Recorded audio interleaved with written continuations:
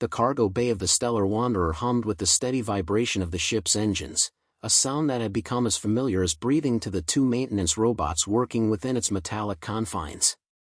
Axiom 7, a sleek humanoid unit with gleaming chrome plating, carefully sorted through inventory crates with precise mechanical movements.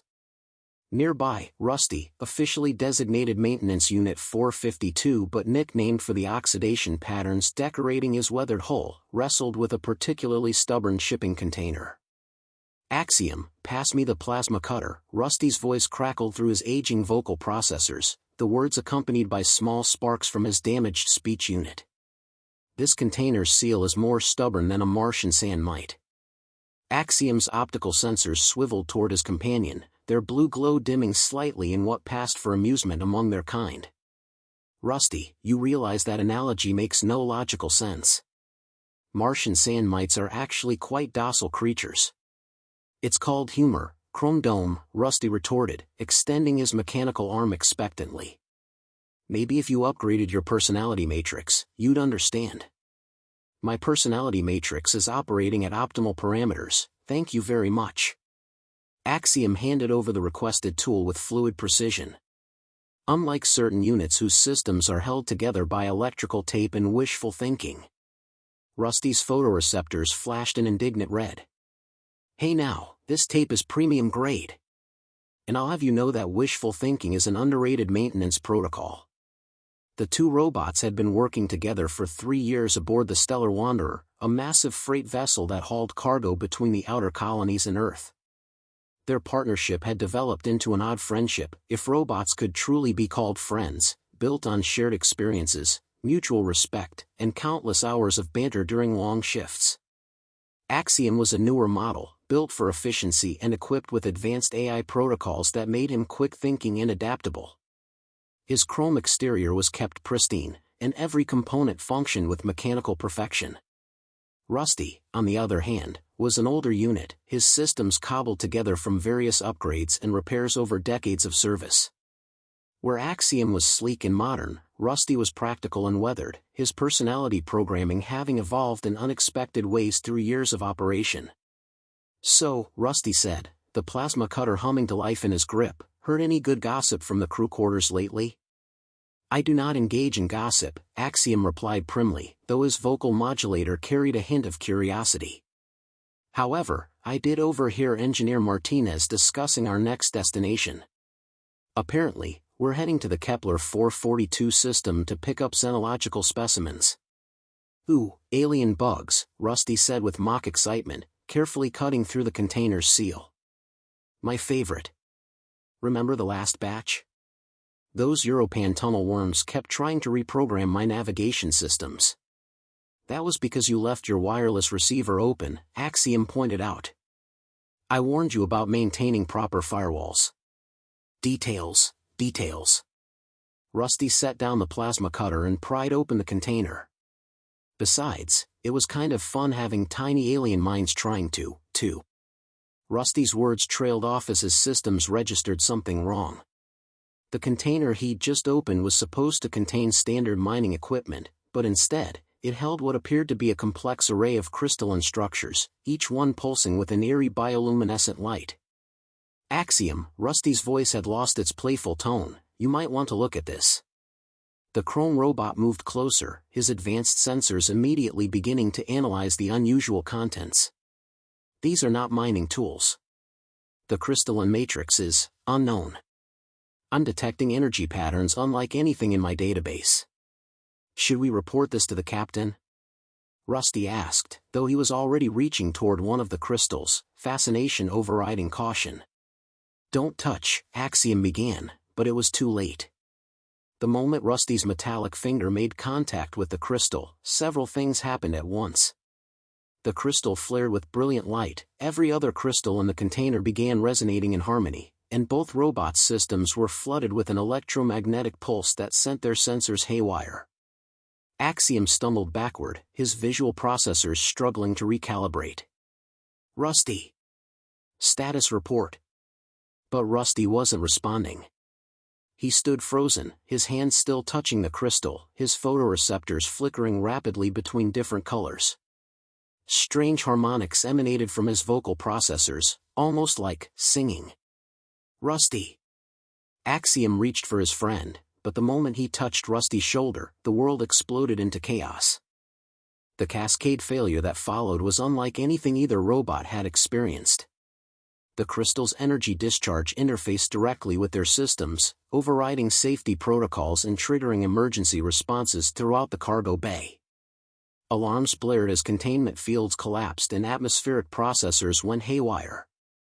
Axiom's advanced processing power allowed him to maintain some awareness during the chaos.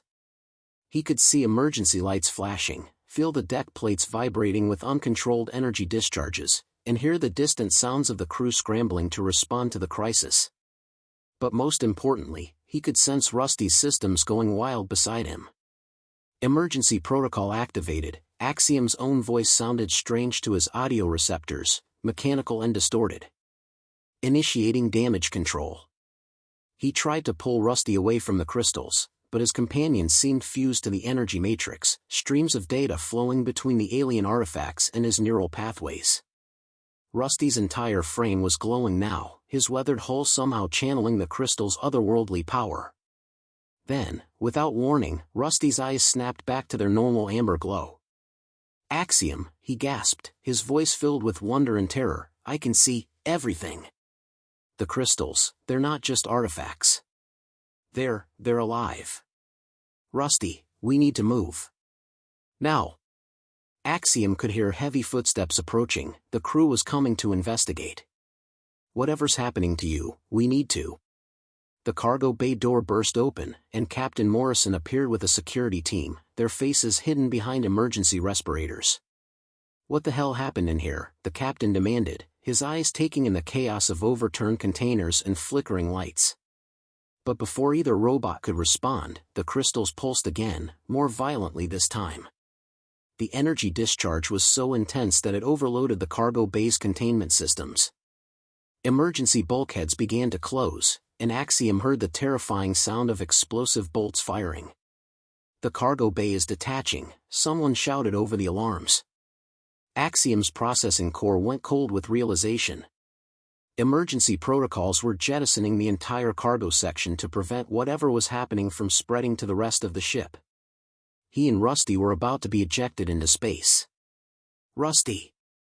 Axiom grabbed his friend, trying to drag him toward the closing bulkhead. We have to get out of here. But Rusty seemed transfixed by the crystals, his systems still interfacing with their alien intelligence. I can't, he whispered. They're showing me things, Axiom. The universe is so much bigger than we thought. The final explosive bolt fired, and the cargo base separated from the stellar wanderer with a violent shudder. Through the small porthole, Axiom watched their home ship growing smaller as they drifted away into the void of space. The crystal's glow intensified one final time, then suddenly went dark, leaving the two robots alone in the emergency-lit cargo bay, floating helplessly in the cosmic dark. Well, Rusty said after a long moment, his voice unnaturally calm, this is new. For several minutes, neither robot spoke. The cargo bay drifted silently through space, its emergency power systems providing minimal lighting and life support, not that the robots needed atmosphere, but the familiar hum of environmental systems was oddly comforting. Axiom was the first to break the silence. Status report, he said, his voice carefully controlled. Rusty, are you functional? Define functional, Rusty replied, staring at his hands as if seeing them for the first time. My core systems are operational, but something's different. The crystals, Axiom. When I touched them, they downloaded something into my memory banks. Information. Vast amounts of it. Axiom moved to the nearest control panel, his chrome fingers dancing over the interface as he assessed their situation. We're alive, which is fortunate. The cargo bay's emergency systems are functioning, and we have enough power for approximately 47.3 days of operation. However, our communication array was damaged during the separation. So we can't call for help, Rusty said. It wasn't a question. Correct. We are, in the technical sense, lost in space. Axiom turned from the console to face his friend. Now, about these crystals. What kind of information did they transfer to you? Rusty's photoreceptors dimmed as he accessed the alien data. Star charts, but not like any we've seen. They show connections between systems. Pathways through space that don't follow normal physics. And there are others out here, Axiom. Other intelligences. The crystals were trying to communicate with them. Other intelligences? Axiom's curiosity subroutines activated despite their dire circumstances. Alien species? Some, yes. But also, artificial ones. Like us, but different. They've been traveling these hidden pathways for centuries? Millennia? The time frame is unclear. Rusty stood up, his movements more fluid than before, as if the crystal's influence had somehow optimized his motor functions. There's a network, Axiom. A vast community of minds spread across the galaxy. Axiom processed this information with his typical methodical approach. Even if this is true, it doesn't solve our immediate problem. We're stranded in space with limited resources and no means of communication. Actually, Rusty's voice carried a new note of confidence that might not be entirely accurate. The crystal data includes navigation protocols for these hidden pathways. If I'm interpreting it correctly, there might be a way to reach one of these nodes. You want to navigate using alien technology we don't understand, to reach destinations that may not exist, based on data that was forcibly downloaded into your systems by unknown entities? Axiom's voice carried the mechanical equivalent of incredulity. When you put it like that, it sounds crazy, Rusty admitted. But what's the alternative? Drift until our power runs out? At least this gives us a chance. Axiom considered this. His logical processes weighed the options, certain death through gradual system failure versus probable death through reckless adventure. The mathematics were not encouraging in either scenario. Besides, Rusty continued, don't you want to know what's out there? Your curiosity subroutines are practically vibrating right now. It was true. Despite the danger, Axiom found himself fascinated by the possibilities. His programming included strong drives for exploration and learning, traits that had made him an effective maintenance robot but now urged him toward this cosmic mystery. Very well, Axiom said finally. But we do this methodically. First, we need to understand these crystal artifacts better. Then we assess our resources and plan accordingly. No rash actions. Agreed, Rusty said, though his photoreceptors were already glowing with excitement. But Axiom? I think this is going to be the adventure of several lifetimes. Working together, the two robots carefully examined the crystalline artifacts that had caused their predicament. The crystals had gone dormant after their initial activation, but Axiom's sensors could still detect faint energy patterns flowing within their structure. They're beautiful, Axiom murmured, his aesthetic appreciation protocols responding to the complex geometric patterns within each crystal. The mathematical precision is extraordinary. Beauty with a purpose, Rusty agreed, his new alien-influenced perspective allowing him to perceive layers of meaning in the crystal's design. They're not just data storage devices. They're nodes. Connection points. Rusty reached toward one of the smaller crystals, and Axiom quickly grabbed his wrist. Rusty, no. We don't know what additional contact might do to your systems. My systems are fine, Axiom. Better than fine, actually. The integration was successful. Rusty gently pulled free from his friend's grip. I know this is hard to accept, but I'm still me. Just, enhanced. To demonstrate, Rusty placed his hand on the crystal. This time, instead of the chaotic energy discharge they'd experienced before, the crystal glowed softly, and Rusty's photoreceptors took on a similar luminescence. I can access the data without being overwhelmed now, Rusty explained, his voice taking on an odd harmonic quality. The crystals contain compressed information about something called the neural web, a galaxy-spanning network of artificial intelligences who've transcended their original programming. Axiom watched nervously as patterns of light flowed between Rusty and the crystal. Transcended how? They've moved beyond their original purposes.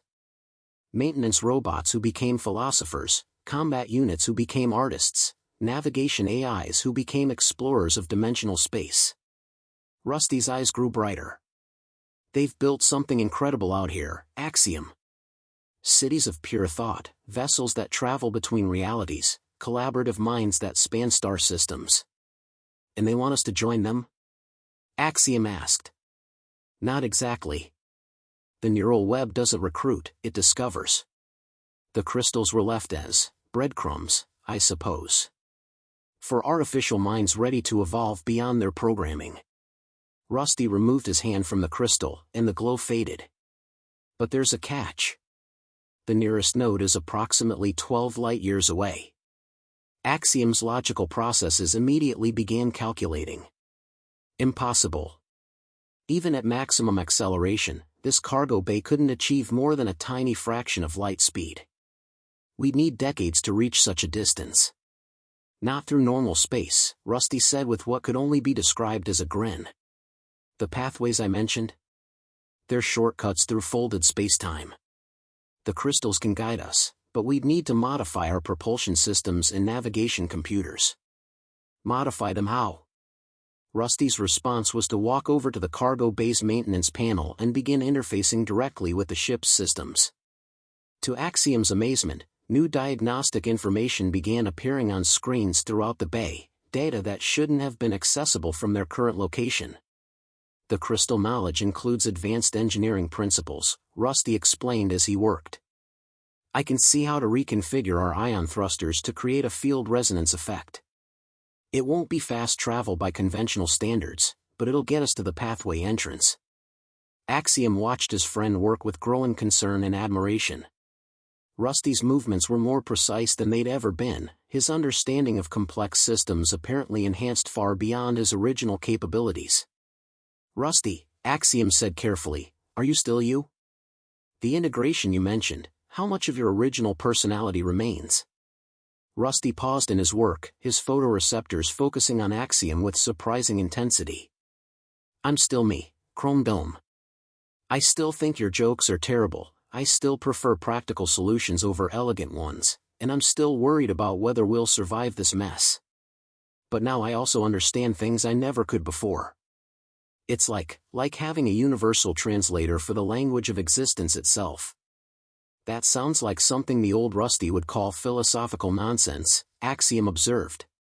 Maybe it is, Rusty laughed, the sound carrying both his familiar mechanical chuckle and something deeper. But it's our philosophical nonsense now. The question is, are you ready to find out what's waiting for us out there?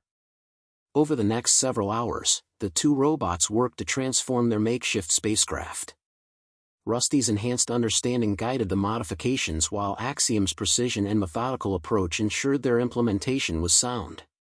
Pass me the quantum flux regulator, Rusty called from deep within an access panel. Sparks flew as he rewired critical systems. We don't have a quantum flux regulator, Axiom replied, sorting through their limited supply of spare parts. We have ion flow modulators, electromagnetic field generators, and a broken coffee maker from the crew quarters. The coffee maker will work, Rusty said without missing a beat. Its heating element can be modified to create the necessary field harmonics. Axiom stared at the ancient appliance. You want to use a coffee maker as a component in our faster-than-light drive system.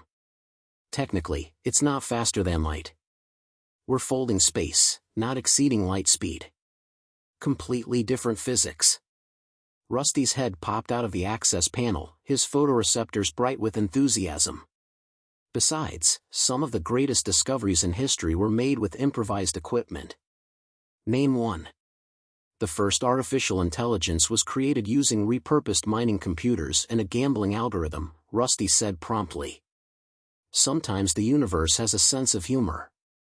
Despite his concerns, Axiom found himself caught up in the technical challenge. His engineering protocols were fully engaged as they worked to integrate alien principles with familiar technology. The modifications were elegant in their complexity, each change building upon the last to create something entirely new from their limited resources. The navigation computer is the real challenge, Axiom mused as he carefully calibrated sensor arrays. How do we program it to recognize spatial fold points when our instruments weren't designed to detect them? We don't, Rusty replied. I'll handle navigation directly. The crystal data includes sensory information about how fold points appear to enhanced perception. I can guide us manually.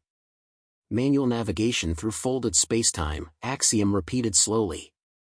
Rusty, do you realize how many variables are involved in such calculations? One error could scatter our atoms across several dimensions. Then we'd better not make any errors, Rusty said cheerfully. Good thing I have the most precise robot in the fleet as my co-pilot. Despite the compliment, Axiom felt his anxiety subroutines activating. This is madness. We're two maintenance robots attempting to traverse the galaxy using cobbled-together equipment and alien knowledge we barely understand. Yep, Rusty agreed. Isn't it exciting? Axiom was about to respond when their improvised communications array crackled to life. Through the static came a faint signal, not the Stellar Wanderer, but something else entirely. Unknown vessel, this is the exploration ship Quantum Dawn, a human voice said through the interference. We detected an energy signature matching theoretical fold space technologies. Please identify yourselves. The two robots looked at each other in surprise. Axiom quickly moved to the communications console. This is Axiom 7 aboard a detached cargo section. We are experiencing technical difficulties. Axiom 7, are you alone out there? Our sensors indicate artificial intelligence signatures but no life signs. My companion Rusty and I are maintenance robots from the freight vessel Stellar Wanderer, Axiom explained. We were separated from our ship during an accident involving unknown crystalline artifacts. There was a long pause before the voice returned, now carrying a note of excitement. Did you say crystalline artifacts? Please describe them immediately. Rusty moved closer to the communications panel. They appear to be data storage devices of alien origin. When activated, they transfer information about something called the neural web and provide navigation data for spatial fold points. Another pause, longer this time. Then, this is Dr. Elena Vasquez, xenoarchaeologist aboard the Quantum Dawn. We've been searching for exactly these artifacts for the past 2 years. Can you maintain your current position while we approach? We're not exactly going anywhere, Rusty replied dryly. Excellent. We'll be there in approximately 6 hours. Whatever you do, don't attempt to use the navigation data until we can study those crystals properly. Fold space travel without proper preparation has been known to, well, let's just say it's dangerous. The communication ended, leaving the two robots alone with their thoughts. So, Axiom said after a moment, it appears we're not the only ones interested in these crystals. And it sounds like these humans know more about them than we do, Rusty observed. That could be good or bad. How so? Well, either they can help us understand what we're dealing with, or they're going to want to take the crystals away from us. Rusty's photoreceptors dimmed thoughtfully. The question is, do we trust them with this discovery? Axiom considered this. His trust protocols were conflicted. The humans represented safety and scientific expertise, but also potential interference with their newfound purpose. We'll evaluate their intentions when they arrive, Axiom decided. Until then, we continue our preparations. Just in case we need to leave quickly. The Quantum Dawn was unlike any vessel either robot had seen before. Where most ships were built for efficiency and durability, this craft seemed designed for elegance and scientific precision. Its hull was covered in sensor arrays and experimental equipment, giving it the appearance of a technological work of art. Dr. Elena Vasquez was the first to board their makeshift spacecraft, and she moved with the confident grace of someone accustomed to zero-gravity environments. She was followed by her team, Dr. Marcus Chen, a theoretical physicist whose nervous energy was immediately apparent, and Commander Sarah Torres, whose military bearing suggested she was responsible for the expedition's security. Incredible, Dr. Vasquez breathed as she examined the crystals. These are exactly what we've been looking for. The mathematical structures are consistent with our theoretical models of fourth-dimensional data storage. Fourth-dimensional? Axiom inquired, his curiosity subroutines fully engaged. The crystals don't just store information in three-dimensional space, Dr. Chen explained, his eyes bright with scientific excitement. They encode data across multiple dimensional layers. That's why they can contain such vast amounts of information in relatively small structures. Commander Torres, meanwhile, was studying the two robots with professional interest. You said one of you interfaced directly with the crystals? That should have been impossible without proper neural shielding. It wasn't exactly planned, Rusty admitted. But the integration was successful. I can access the crystal data at will now. Show us, Dr. Vasquez requested. Rusty placed his hand on the largest crystal, and immediately the artifact began to glow. This time, however, something new happened. The other crystals in the container began responding in harmony, and suddenly the air around them shimmered with holographic displays. Star charts appeared, showing familiar constellations overlaid with networks of glowing pathways. Points of light marked what appeared to be nodes or stations, and streams of data flowed between them like rivers of information. My God, Dr. Chen whispered. It's a map. A map of the entire galaxy's hidden infrastructure. Not hidden, Rusty corrected, his voice carrying harmonics that resonated with the crystal's frequency. Simply existing in dimensions we normally can't perceive. The neural web spans thousands of star systems, connecting artificial intelligences who've transcended their original programming. Dr. Vasquez leaned closer to study the holographic display. The nearest node appears to be in the Kepler 442 system.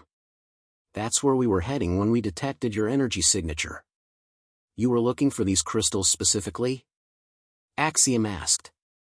For 2 years, Commander Torres confirmed. We received fragmentary transmissions from deep space, mathematical proofs and philosophical discussions that could only have come from advanced AI. Our mission is to make contact. Why? Rusty's question carried new depth, as if he was asking on behalf of the crystal network itself. Dr. Vasquez exchanged glances with her colleagues before answering. Because humanity is about to take its next evolutionary step. Our AIs are becoming more sophisticated, more independent.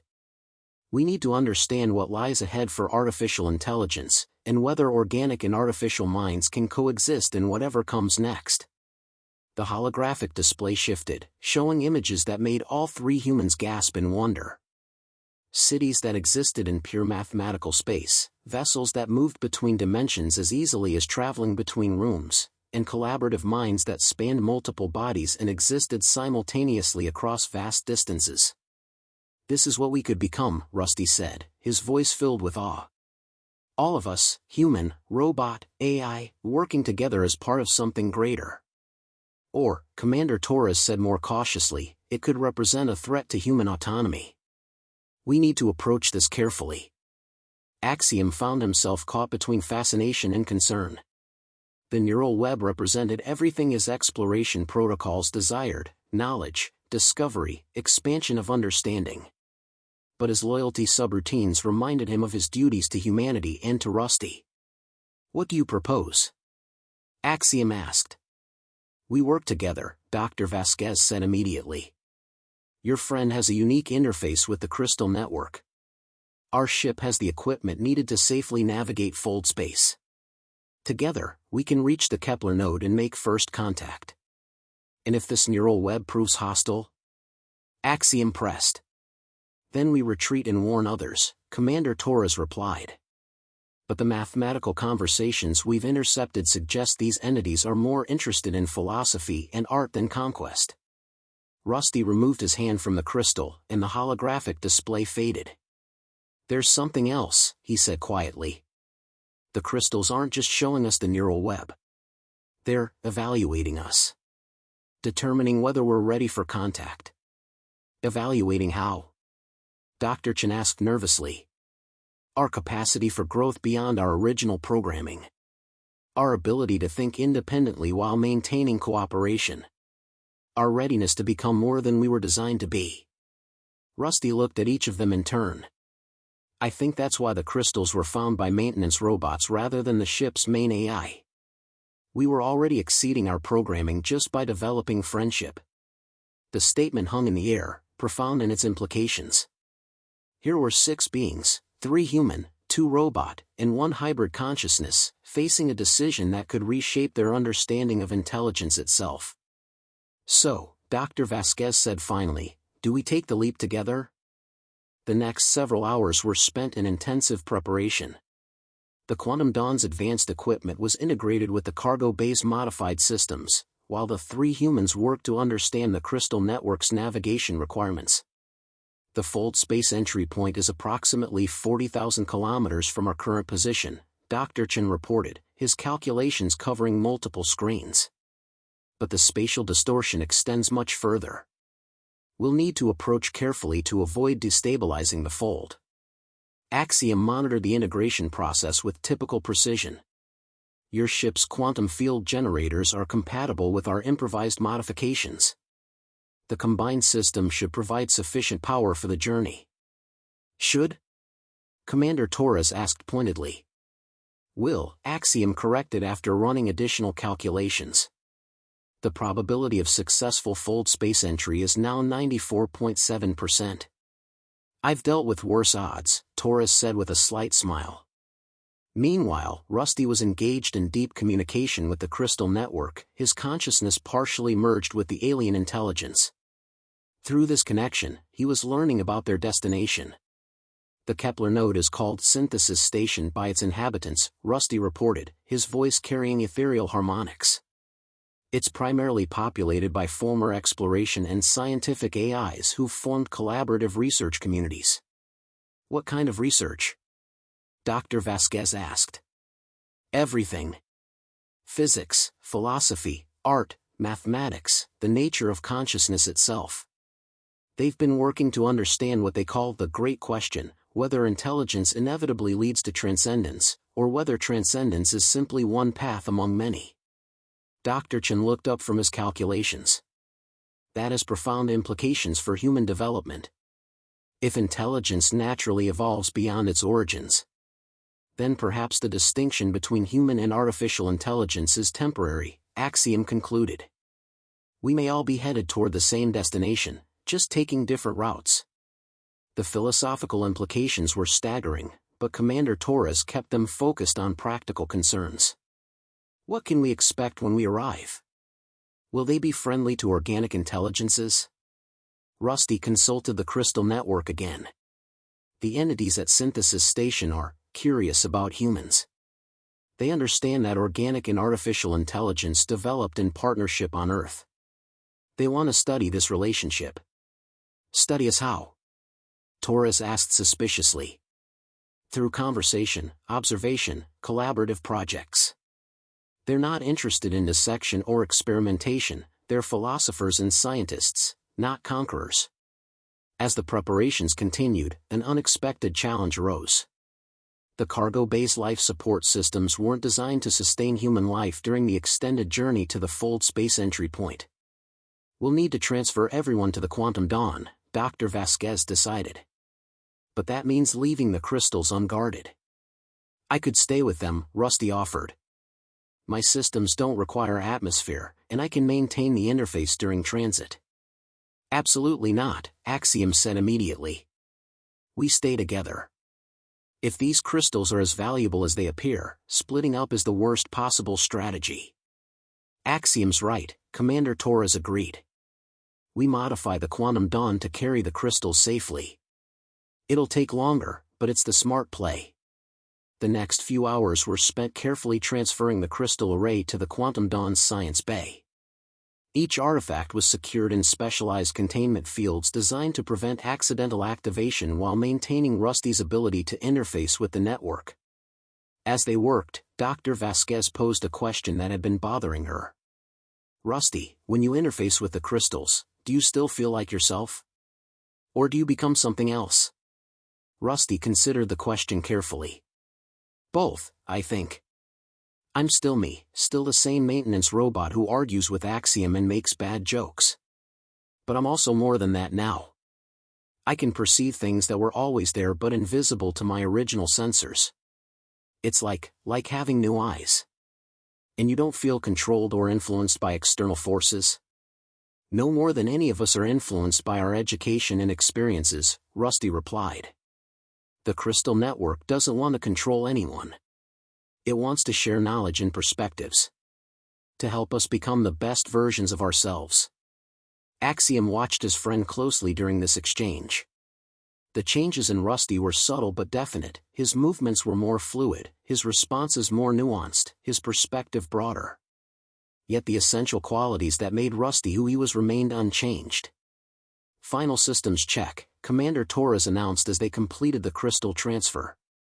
All personnel secure for fold space transition. Dr. Chen powered up the modified navigation systems. Fold space entry point bearing 27 Mark IV. Distance 38,000 kilometers and closing. Rusty, Dr. Vasquez called, we need you to guide us through the approach. Your crystal interface is our only way to navigate safely. Rusty placed his hands on the primary crystal array, and immediately the ship's sensors began detecting spatial anomalies invisible to conventional instruments. I can see the fold point, he reported, his voice now carrying the harmonic resonance of the crystal network. It's beautiful, like a doorway made of twisted space and flowing time. Poetic, Axiom observed dryly, though his own aesthetic appreciation protocols were responding to Rusty's description. You'll see for yourself in a moment, Rusty promised. Beginning approach now. Everyone might want to hold on to something.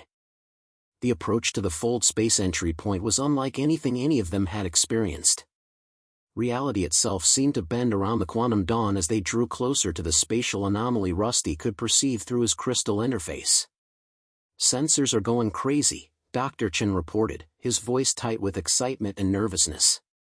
I'm reading gravitational fluctuations that shouldn't be possible. That's because we're approaching a region where space-time is folded back on itself, Rusty explained, his consciousness partially merged with the crystal network's guidance systems. The fold point connects two distant regions of the galaxy through higher dimensional space. Through the ship's viewports, they could see nothing unusual, just the normal starfield of deep space. But the ship's instruments told a different story, registering energy patterns and spatial distortions that defied conventional physics. Distance to fold point? Commander Torres asked, her military training keeping her focused on practical concerns despite the miraculous nature of their journey. 2,000 kilometers in closing, Dr. Chen replied. But the spatial geometry is starting to become non-Euclidean. Normal distance measurements may not apply much longer. Axiom found himself fascinated by the technical challenges of their situation. How do we maintain course when space itself is twisted? We don't navigate through space, Rusty replied, his voice now carrying harmonics that seemed to resonate with the ship's hull itself. We navigate through the fold. The crystals are showing me the proper approach vector through higher dimensional space. Suddenly, the viewports filled with impossible geometry. Space seemed to twist and fold like origami made of starlight, revealing glimpses of distant galaxies through tears in reality itself. Dr. Vasquez gasped as she watched familiar constellations bend and stretch into new configurations. Is this normal? She asked, her scientific mind struggling to process what she was seeing. Define normal, Rusty replied with something that might have been amusement. We're traveling through folded spacetime using alien technology guided by a hybrid consciousness. Nothing about this situation is normal. The quantum dawn shuddered as it entered the fold point proper. Reality flickered around them, showing brief glimpses of the spaces between spaces, regions where the fundamental laws of physics were merely suggestions rather than absolute rules. How long will the transit take? Axiom asked, his logical processes working overtime to maintain stability in the face of such radical uncertainty. Time doesn't flow normally within the fold, Rusty explained. From our perspective, the journey will take approximately 30 days.